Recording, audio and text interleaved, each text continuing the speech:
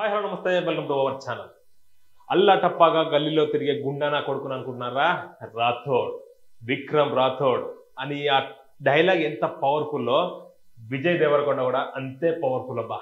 ఎందుకంటే లైగర్ వచ్చింది పోయింది, ఖుషి వచ్చింది పోయింది, ఫ్యామిలీ స్టార్ వచ్చింది అది కూడా పోయింది.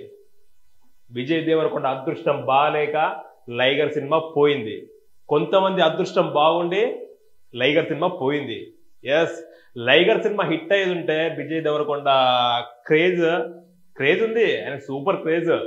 ఆ క్రేజ్ లైగర్ సినిమా అనేది ఒక్కటి హిట్ పడితే అది హిట్ కాదుగా. సినిమా రిలీజ్ అయ్యేంత వరకు ప్రపంచవ్యాప్తంగా పుష్ప సినిమా కోసం ఏ విధంగా వెయిట్ చేశారో లైగర్ సినిమా గురించి అదే విధంగా వెయిట్ చేశారు. అట్లాంటి క్రేజ్ ఉన్న హీరోకి ఆ సినిమా పోయింది. పోయిన తర్వాత 2-3 సినిమాలు వచ్చినా కూడా, సినిమాలు బాగున్నా కూడా అతని క్యారెక్టరేషన్ బాగుంటది, యాక్టింగ్ బాగుంటది, కానీ సినిమాలో సత్తా లేకుండా కొన్ని సినిమాలు తీసాడో అవి పోయినాయి. పోయినందుకు గాను చెప్పాను ఫస్ట్ డైలాగు విక్రమ్ సింగ్ రాథోడ్ అన్నట్టుగా అదే విధంగా మళ్ళీ నిన్న కింగ్డమ్ అసలు అన్ఎక్స్పెక్టెడ్ అబ్బా. ఏదో గౌతమ్ తిన్నరు అంటే ఫస్ట్ ఒక సినిమా తీసిండు, ఆ సినిమా తీసిన తర్వాత ఎవరో నానితోటి జెర్సీ సినిమా మూవీ తీసిండు. జెర్సీ మూవీ తోటి చాలా మందిని ఆకట్టుకున్నాడు. అందులో నాని యాక్టింగ్ కానీ సినిమా స్టోరీ కానీ ప్రతి ఒక్కటి బాగుంది.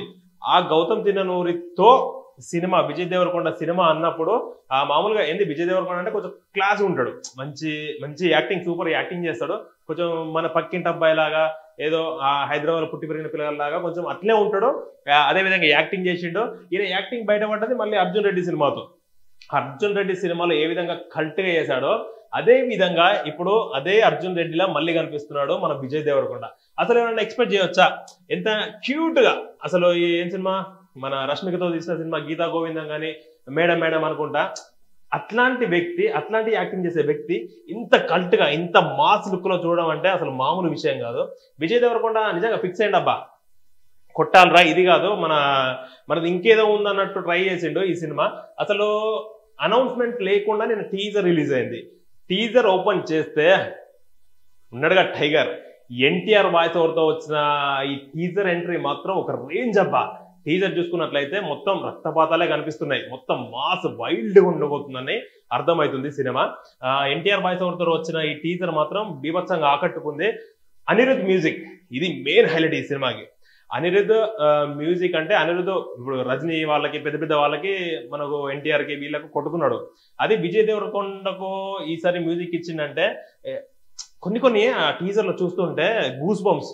ఎందుకంటే మనం కామెంట్ టీజర్ కింద కూడా కామెంట్స్ చూసిన ప్రతి ఒక్కటి పాజిటివ్ కామెంటే ఉంది విజయ్ దేవరకొండకి. విజయ్ దేవరకొండ సినిమా బాగుంటుంది, విజయ్ దేవరకొండ యాక్టింగ్ బాగుంది, విజయ్ దేవరకొండ ఈ లుక్ లో బాగున్నాడు, విజయ్ దేవరకొండ ఇరగొడతాడని చెప్పి మన కామెంట్లు మొత్తం ఉన్నాయి.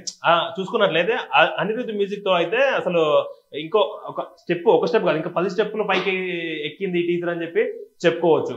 ఇంకా కాకపోతే స్టోరీ మాత్రం రివీల్ చేయలేదు. అసలు ఏంటి, ఏ పరంగా ఉంది సినిమా, స్టోరీ ఏదైనా రివీల్ చేస్తారంటే ఏం లేదు, ఏదో పోలీసులతో యుద్ధం చేస్తున్నాడు, ప్లస్ ఏమంటారు జైల్లో ఉన్నాడు, ఏదో మంచి కంటెంట్ తోటే విజయ్ దేవరకొండ ఈసారి మనకు వస్తున్నాడు మనకు అర్థమైంది.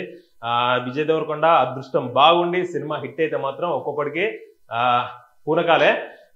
ఖచ్చితంగా ఈ సినిమా హిట్ అయిద్దని టీజర్ చూస్తేనే అర్థమైంది మనకి. సినిమా హిట్ కావాలని మనస్ఫూర్తిగా కోరుతున్నాం. Thank you.